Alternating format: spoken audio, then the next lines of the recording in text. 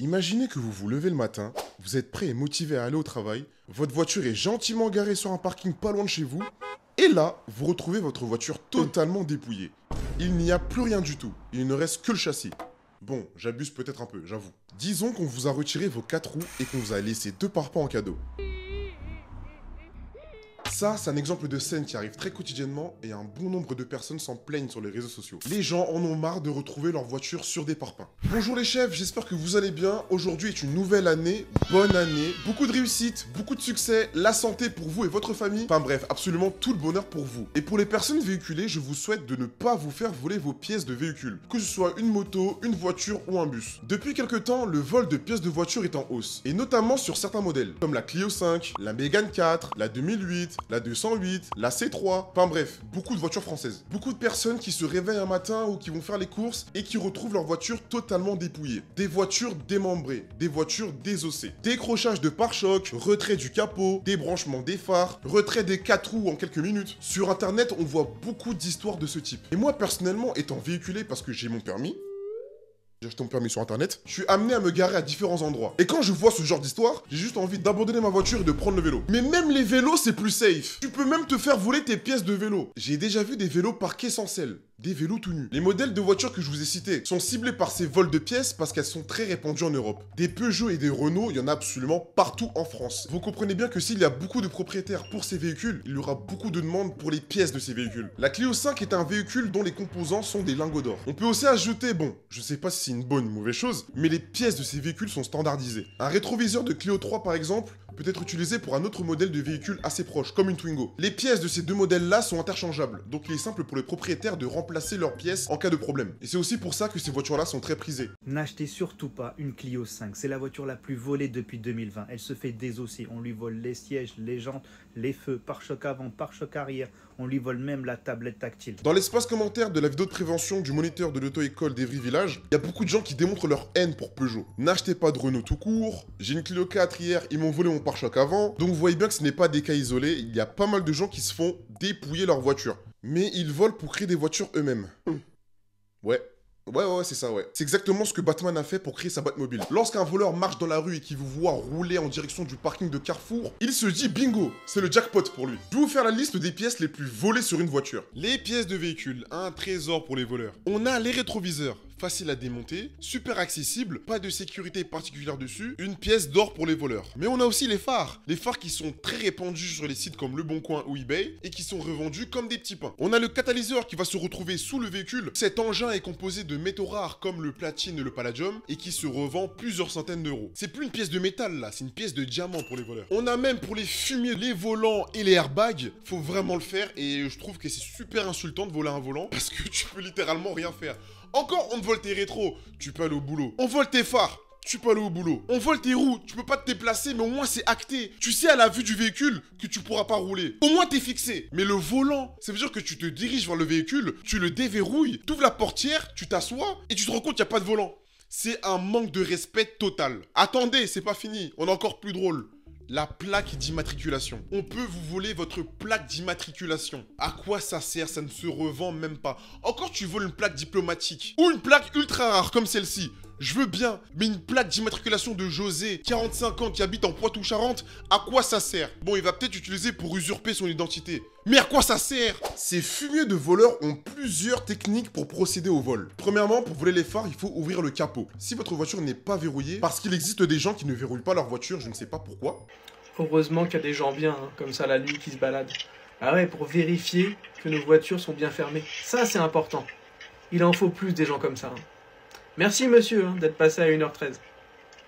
Mais voilà, elle était fermée. Les voleurs vont seulement ouvrir la portière, accéder à la manette d'ouverture et ouvrir le capot. Et ensuite, ils pourront se servir, et pas qu'en phare d'ailleurs. Sinon, si la voiture est bien verrouillée, ils vont tout simplement forcer le loquet de l'ouverture du capot avec un tournevis, ou dans le pire des cas, carrément casser la calandre. Et ensuite, c'est super rapide, tournevis, ils dévissent tout ça.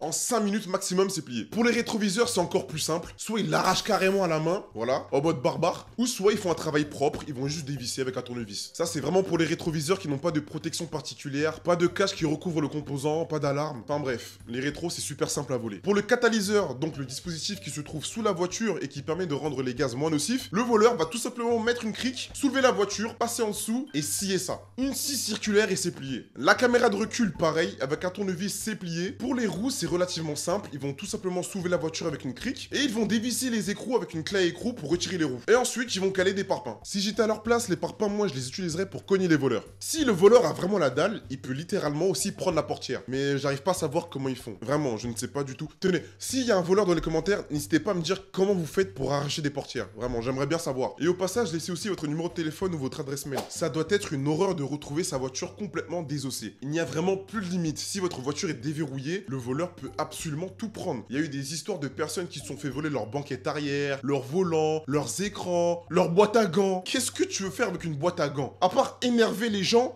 à quoi ça sert? Je vous ai montré quelques méthodes assez simples mais un peu brutes, mais parlons maintenant des méthodes un peu plus complexes. Il y a quelques voleurs ultra compétents qui vont utiliser des brouilleurs électroniques pour déverrouiller vos voitures. Donc à partir d'appareils simples, le voleur ne va pas seulement voler vos pièces de véhicule, il va voler toute la voiture complète. Il va prendre votre voiture et il va rouler avec. Je ne sais pas si vous avez vu la vidéo, mais c'est totalement fou. La Rolls-Royce qui a été volée grâce à une antenne. Donc on a une Rolls-Royce qui est parquée tranquillement devant une résidence d'un mec blindé, je suppose, et on peut voir le voleur avec une antenne dans les mains, comme ça, en train de pirater la voiture pour la voler. Et le pire, c'est que la voiture va vraiment se désactiver et les voleurs vont se tirer avec. Une Rolls-Royce, s'il vous plaît. Encore si c'était une Clio 5, j'aurais pu comprendre. Mais une Rolls-Royce, je pense que quand t'achètes une Rolls-Royce, c'est bien évidemment pour le prestige, pour le côté m'as-tu vu, tu me vois, mais c'est aussi pour la qualité. Normalement, Rolls-Royce est gage de qualité, donc t'es pas censé te faire voler ta Rolls-Royce aussi simplement. Mais ça s'est passé, les voleurs ont pu trouver une faille dans le système. Et en fin de compte, le dispositif n'est pas si compliqué que ça à comprendre. Ça s'explique simplement par l'emplacement des clés du propriétaire du véhicule. Le propriétaire de la Rolls-Royce a sûrement laissé ses clés dans la maison à côté de l'entrée. Et justement, le voleur qui s'est douté de ça, s'est mis à proximité de l'entrée de la maison, et juste en face, il y avait la voiture. Et avec le dispositif qu'il a dans la main, il va répéter le signal de la carte électronique de la clé. Et c'est comme ça qu'il a pu démarrer le véhicule. Donc pour éviter ça, les propriétaires de Rolls-Royce... Je sais pas s'il y en a dans mes viewers. Enfin bon, les propriétaires de Rolls-Royce ou d'autres voitures électroniques, il est recommandé de garder vos clés à l'arrière de la maison, donc très loin du véhicule, comme ça il n'y a pas de signal. Ou soit, si vous avez un peu d'argent, vous achetez une boîte en métal Faraday pour mettre vos clés à l'intérieur. Et cette boîte va permettre de bloquer les signaux RFID qui émettent votre clé. Donc ce qui est relativement pratique. Donc là, on va analyser un peu quelques images. Donc là, on a une Twingo 1.0 qui s'est fait voler ses roues. En plus, il était super sympa parce qu'il a laissé les pneus et il a laissé la crique également. Donc tu t'es fait voler tes 4 roues, mais le voleur t'a laissé une crique. Honnêtement, si je suis propriétaire du véhicule, je porterai pas plainte. Parce que les actions de bonté comme ça, il faut le faire ressortir. Là, je suis désolé, on a un travail super propre, si je puis dire. Les roues ont été volées et le voleur a posé des parpaings pour pas endommager le véhicule. C'est super sympa de faire ça. Bon, les parpaings sont présents surtout pour pas que le véhicule fasse du bruit quand il va retirer la crique. Là, c'est du très mauvais travail. La voiture est penchée vers l'avant. C'est du mauvais travail car ça abîme la carrosserie. Le voleur n'a pas de pitié. Il aurait au moins pu poser un deuxième parpaing pour équilibrer. Mais bon, on peut pas critiquer, il a été super sympa. Il a laissé les rétros et les essuie-glaces. Là, on a un mec... Il avait pas de parpaing, mais il avait une palette sur lui. Mais où est-ce que t'as trouvé une palette? Je crois, si je dis pas de bêtises, c'est une palette Europe. Le propriétaire, il s'est peut-être fait voler ses roues, mais il peut vendre sa palette Europe. Il peut se faire au moins 30 balles. Voilà, gratuit. Là, il utilisait un bout de bois et un rouleau de filmage. Non, mais franchement, ils ont de l'inspi, les voleurs, hein, c'est pas possible. Non, mais faut se le dire, se faire voler des roues, c'est vraiment relou. C'est comme si vous avez vos jambes et on volait vos genoux. Juste vos genoux. T'as tes pieds, t'as ta cuisse, t'as tes mollets, mais t'as pas de genoux. Du coup, tu peux pas avancer. Bah là, c'est pareil avec les roues. Il y a quelques facteurs qui font que les pièces de voiture de ces modèles-là sont extrêmement volées. Comme je l'ai dit plus tôt, ça s'explique par la standardisation des pièces de véhicules de Clio 4 et Clio 5 par exemple, qui ont des pièces qui sont compatibles avec beaucoup d'autres modèles d'autres marques. Donc un voleur, lorsqu'il va voir votre voiture, il va pas simplement voler une pièce de voiture parce qu'il en a besoin, mais il va la voler parce qu'il sait qu'il va la vendre à coup sûr. Il sait pertinemment qu'un rétroviseur de Clio 5 sera rapidement revendable sur internet, parce que les rétroviseurs sont souvent touchés lors de petits accidents. Alors il va désosser votre véhicule et carrément avoir un petit stock chez lui. Ça, c'est vraiment dans le cas où il existe une organisation avec plusieurs personnes, plusieurs voleurs, qui vont voler pas mal de pièces et les regrouper dans un stock. Et ces pièces-là sont facilement revendables sur les sites d'occasion. Tu te fais voler tes phares le jeudi à 9 h, à 10 h c'est déjà sur le bon coin. Sur eBay, on a beaucoup d'annonces de vente de rétroviseurs. Donc le prix minimum est de 70 € et ça peut aller jusqu'à 100 €. Et honnêtement, c'est un vrai business. Non mais imaginez l'argent que vous pouvez vous faire en tant que voleur. Mais si vous volez 10 rétros par jour d'une valeur de 100 €, vous pouvez vous faire 1000 € par jour. Et j'ose imaginer que ces voleurs ne déclarent pas leur revenu à l'URSSAF. Mais c'est incroyable. Mais bon, quand même, ne faites pas ça chez vous. Je tiens à préciser que le vol est puni de 5 ans d'emprisonnement et de 300 000 € d'amende. Après, si je me fais 1000 € par jour, il me faudrait 300 jours pour rembourser les 300 000 €. Mais si pendant 4 ans, je vole tous les jours des rétroviseurs, je me ferais 1 460 000 €. Donc je pourrais largement rembourser ma dette. Et je finirais quand même millionnaire. Faut aussi savoir qu'à cause du Covid, il y a une réelle pénurie de pièces de véhicules. Et ce pour plusieurs marques. Je vous ai mis en description une archive qui explique très bien tout ça. N'hésitez pas à checker si vous voulez vraiment vous documenter. Bien que ce business ait des conséquences positives pour les voleurs, ça a des conséquences beaucoup moins drôles pour les propriétaires. Les coûts élevés pour remplacer les pièces de véhicules. Ils ont ouvert le carreau, ils ont cassé le carreau pour ouvrir le capot. Une fois qu'ils ont ouvert le capot, ils arrachent les pare-chocs, c'est très bien rodé. Ils arrachent le pare-choc, donc vous voyez il est cassé. Donc vous avez le pare-choc cassé, après ils ont les outils, ils démontent les phares.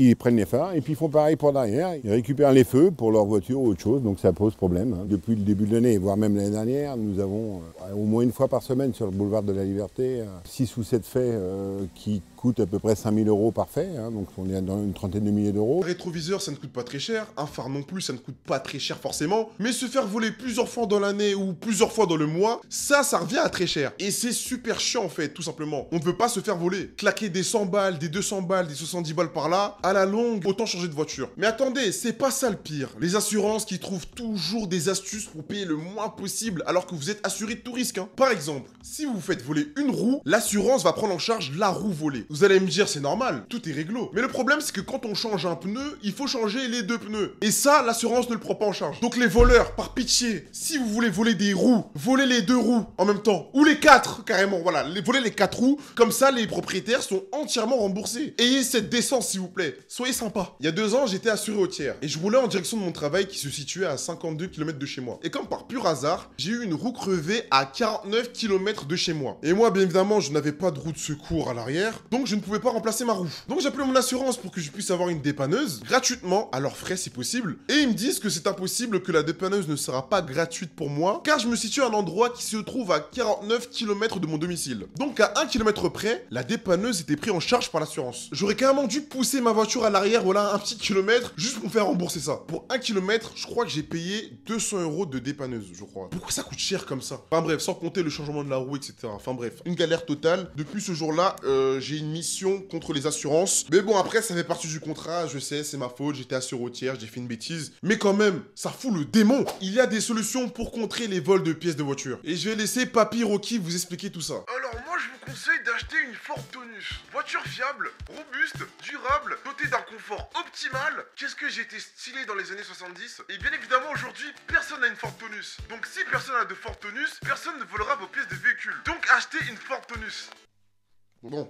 On arrête les bêtises. Donc on a quelques conseils donnés par un assureur. Donc premièrement, installer des écrous anti-vol sur les roues, ce qui est très pratique parce que l'écrou anti-vol est doté d'une clé. Et cette clé-là, vous êtes la seule personne à l'avoir. Il n'existe pas de double. Donc le voleur, lorsqu'il voudra voler votre roue, il verra qu'il y a un écrou anti-vol et il se sentira bien bête. Bien évidemment, si vous cachez votre clé de l'écrou dans votre voiture, verrouillez votre voiture. Comme ça, le voleur ne va pas trouver vos clés dans la voiture pour retirer les écrous de votre roue. Ensuite, l'assureur nous dit de stationner dans des endroits bien éclairés. Bah oui, forcément, le voleur aura moins envie de voler dans des endroits très bien éclairés et très bien fréquentés surtout. Il dit aussi de marquer les pièces des véhicules avec une gravure ou une peinture spéciale, qui est aussi une très bonne idée parce que si votre pièce est gravée, ça peut permettre à l'acheteur de comprendre que ce composant-là a été volé. Donc probablement éviter que le voleur puisse le revendre facilement. Il y a beaucoup de gens dans la vraie vie et même sur internet qui nous conseillent de garer nos voitures dans des parkings souterrains parce que c'est gage de sécurité, il y a des caméras, c'est surveillé. Mais j'ai aussi remarqué qu'il y a beaucoup de vols de voitures justement dans les parkings souterrains parce qu'il y a personne. Les parkings souterrains, surtout les plus grands, sont quasiment toujours vides. Et surtout quand vous descendez au moins 4, il y a très peu de voitures et très peu de témoins. Donc le voleur peut tranquillement se servir. Et même s'il y a des caméras, le temps que la police arrive, etc., laissez tomber. Il aura le temps de le voler. De surveillance, à 3 h du matin, cette voiture blanche rentre dans un parking d'Île-de-France. 2 individus en sortent, ils inspectent rapidement le véhicule noir, garé juste à côté. Puis, ils désossent le pare-choc, l'embarquent et repartent avec à peine 10 minutes plus tard. Voilà, ça s'est passé juste ici, c'est notre place de parking. Il s'apprêtait à aller travailler et retrouve sa Renault Clio vandalisée. Depuis cet été, il n'utilise plus son parking. Le véhicule, il est carrément garé dans un autre département, dans un pavillon chez mes beaux-parents. Et on est en train de chercher à changer de véhicule pour plus avoir ces soucis-là. Je pense que le mieux, c'est de garer sa voiture dans un box, fermé à clé, comme ça, vous êtes à peu près safe. Ou soit, dans le pire des cas, vous dormez dans votre voiture. Là, vous êtes sûr que personne ne viendra voler votre voiture. Donc voilà, c'est la fin de la vidéo. Je vous ai parlé du phénomène du vol de voitures qui se multiplie en France. Je pense que c'est un sujet relativement important parce que c'est un phénomène qui se multiplie de plus en plus. Ça coûte de l'argent propriétaire, ça enrichit les voleurs. Et c'est aussi un moyen de faire de la prévention pour vous éviter que vos pièces de voiture se fassent voler. Pour éviter que vous rentrez sans essuie-glace. Imaginez vous rentrez sans essuie-glace et qu'il pleut.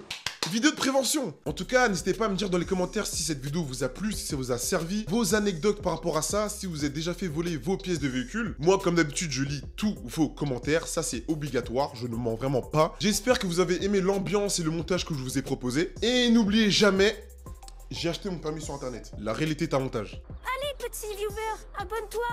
Mais Darwin, t'es trop gentil. Abonnez-vous et lâchez la YouTube Money.